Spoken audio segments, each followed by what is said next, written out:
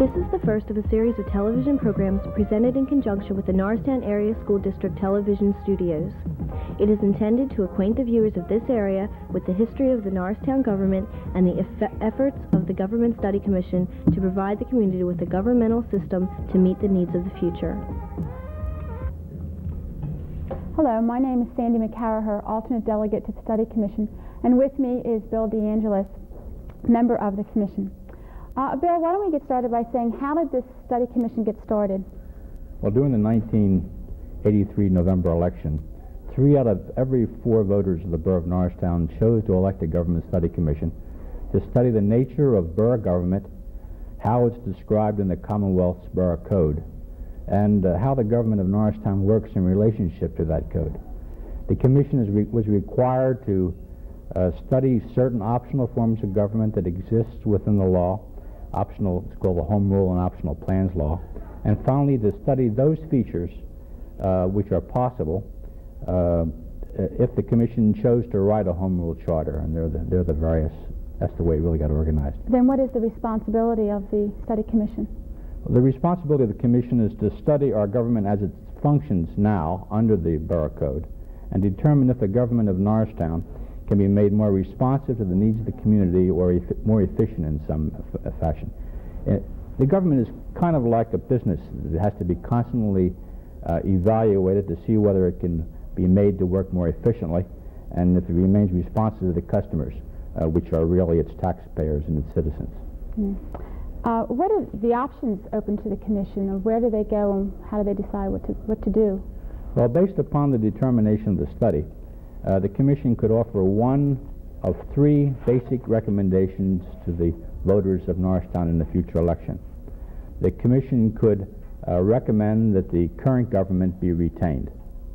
Is that likely? Well, it's not likely. That one of the already designed systems of government, which are borough governmental forms, be adopted. These are called optional forms. And finally, the Commission could decide to write a new charter, a set of rules to operate the government tailored to the specific needs of the community. And this is called, in this case, a Home Rule Charter because it's the Home Rule law. What would be the advantages to Norristown having a Home Rule Charter then? Well, writing a Home Rule Charter permits the Commission to consider the history and the specific character and the needs of the community, and to tailor the charter around those requirements. So in that respect, there's a lot more leeway. Do you take the history of Norristown into consideration? Well, perhaps that's where we really start. It's with the history of Norristown. It's to analyze how Norristown has progressed to where it is now, and by having an idea where we've been, and to help us plan for the future. I'm certain that it's the hope of both the Commission members and the people who elected us that any governmental structure that we might recommend would be approved by the voters of Norristown and would achieve certain goals. What would those goals be specifically?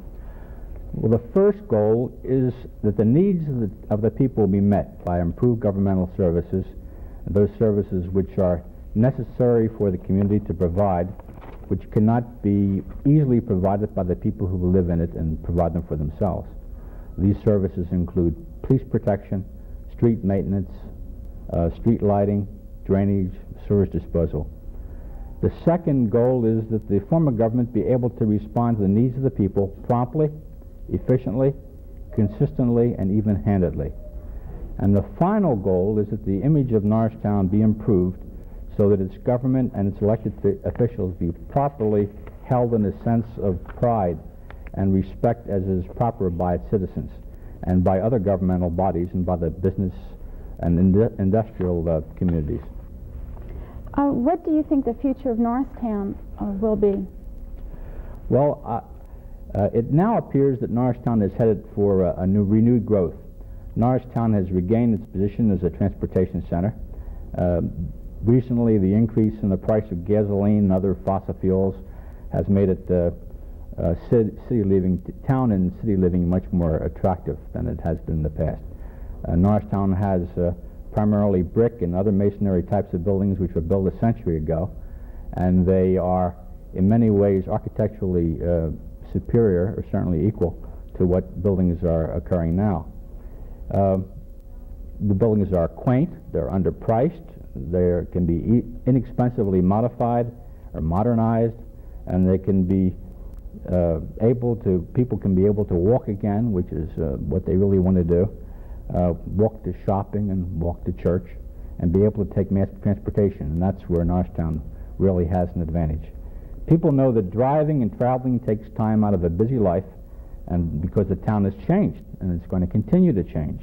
And the question is, how can the quality of life be improved for all of Norristown citizens? What role can government play in the new era which is coming?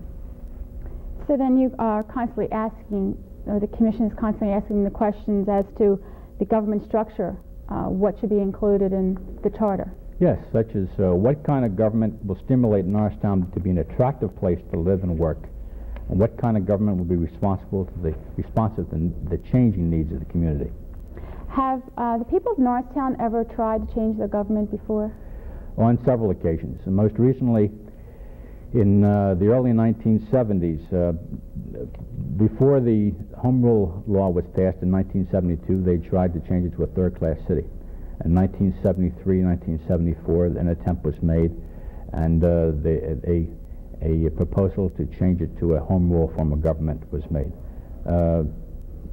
With the attempted change to a third-class city, all that was required was that the court be petitioned to request this, and they in turn then appointed a commission. But later, during the 1973-74, much as what has been done recently, a commission was formed to study the government and did in fact recommend a Home Rule charter. Well, then what happened if they recommended this? Well, the study commission at that time, in 1973, well, obviously in 1971, the people did not want a third-class city. In 1973, 1974, the study commission recommended a council consisting of 9 people with 6 people at large, and its recommendation was defeated at the polls. But during 1983, a petition was signed by over 1,300 Norristown citizens, which initiated the question which was placed on the ballot. The council body did not approve the question or support its intentions. The question that was asked on the ballot was, should a commission of 9 members be elected to study local government in the optional forms and the Home Rule law and make a recommendation to the voters as to the form of government that they felt would be the most responsive and efficient. How and when did the study commission for the present time get Well, in December of 1983, the study commission was sworn in. It has held public hearings at which time all members of the public have been asked to participate. Present and past public officials, civic leaders, other members of the community offered their opinions concerning Norristown's needs and how the present government was working. It really was open to everyone so that they might be able to participate.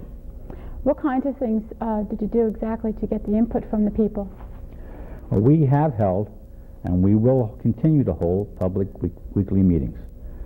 12,000 questionnaires were distributed in conjunction with the circulation of the Norristown Times-Herald, and these questionnaires were distributed to people to offer their ideas of how the government was operating now in order to help the commission evaluate the needs of the community. We received over 600 questionnaires were returned, with a large number of these questionnaires containing written comments concerning the workings of the government. That's a pretty good percentage then. I think so. It was very typical. That's good. That shows that the people are really up on what's going on. They really are interested. How did you start the study? I mean, that's a big task. How do you start studying the government? Well, we started by studying the workings of the Borough Code, which is, the Borough Code is in fact the state-mandated code for boroughs. And then we studied how the government of Norristown functions within the Borough Code. That's why, as I say, we inquired as to how it was working within the framework, how the various government officials felt that it was working. Then we study the optional forms, which are available under the code. And then finally we studied those things which might be possible under a home rule charter.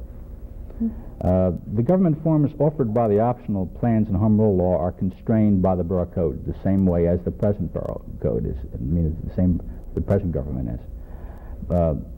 They are inflexible, as is the present borough code, because after all it is the same code. And the borough code can be altered or changed only by the state legislature, so it takes an awful lot of effort to make any modifications. These plans include a council manager plan, an executive manager plan with 3 variations, a plan for small municipalities where the elected executive also doubles as the president of council.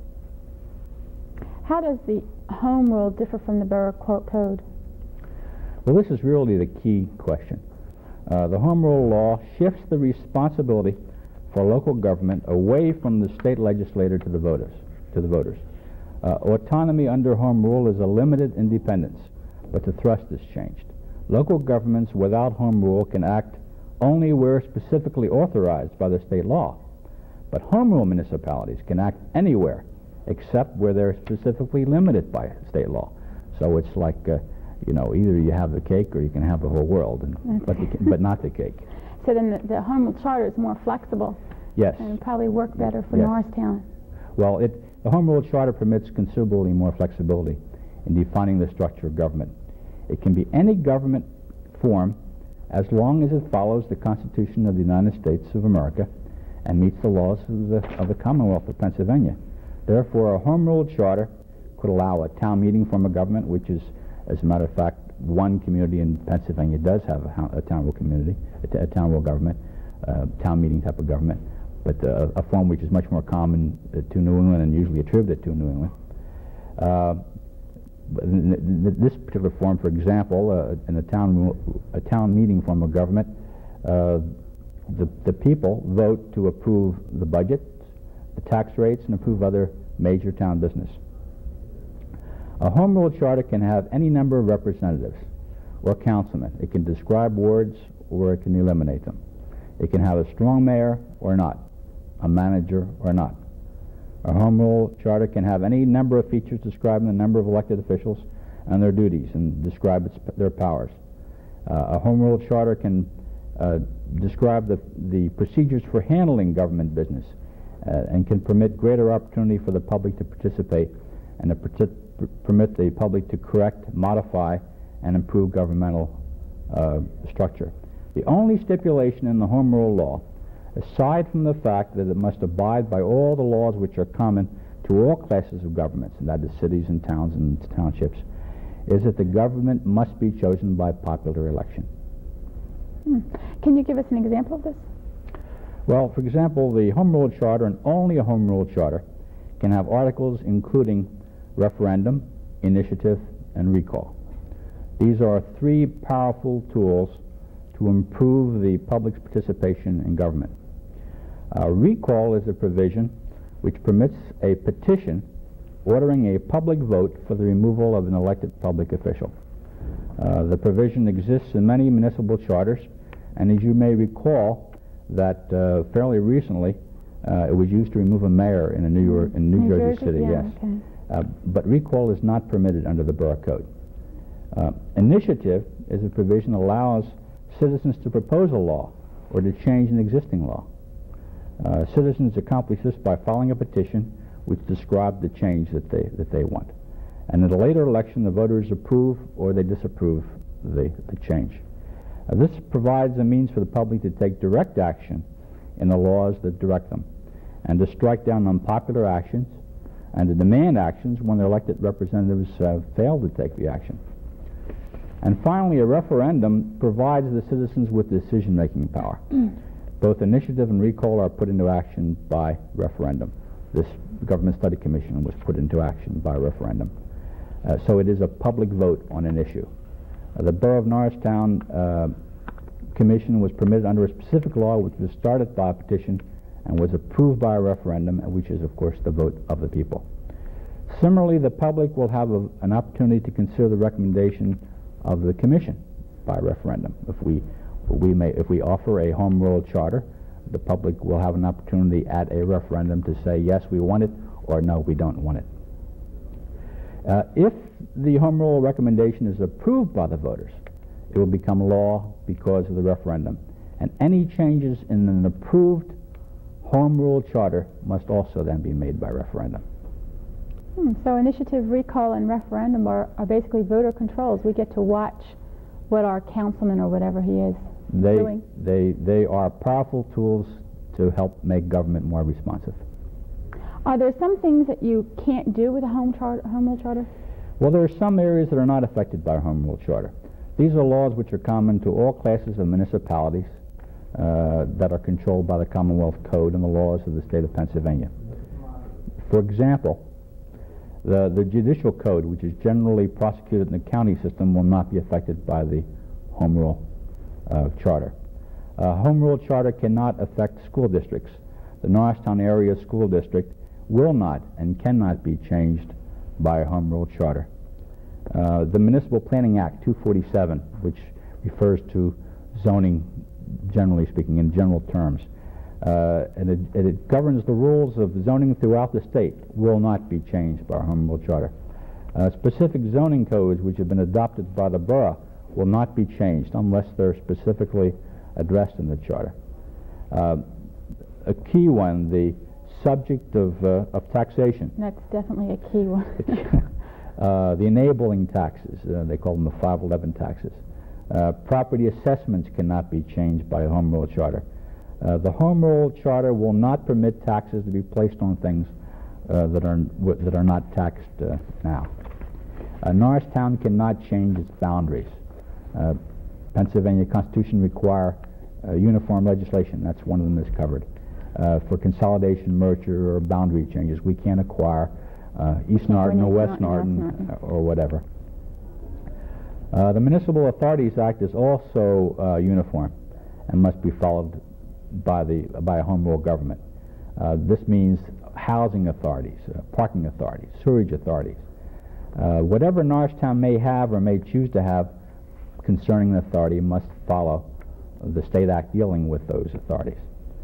The home rule law prohibits home rule municipalities from diminishing the rights and privileges or the qualification of former or present employees. In other words, we certainly would not, under a new charter, affect the rights that the employees of the borough already have. And finally, the home rule charter must follow the open meeting laws, which are already quite evident. The laws relative to open records laws, the ethics laws, and all the other laws which deal with, again, this is all the other municipalities, so that people will have the rights that they've had in the past concerning knowledge of what their government is doing. But unlike a municipality operating under the Pennsylvania Borough Code, the home rule government is free to choose those elements of governmental structure which will enable it to meet the demands of a dynamic community and to allow it to amend and change its rules with the approval of the voters. Like the state borough code, all features of the government which have been adopted by the legislature to protect its citizens will be retained, and people really should know that. Are there any other towns or cities in Pennsylvania that already are running under a home rule charter?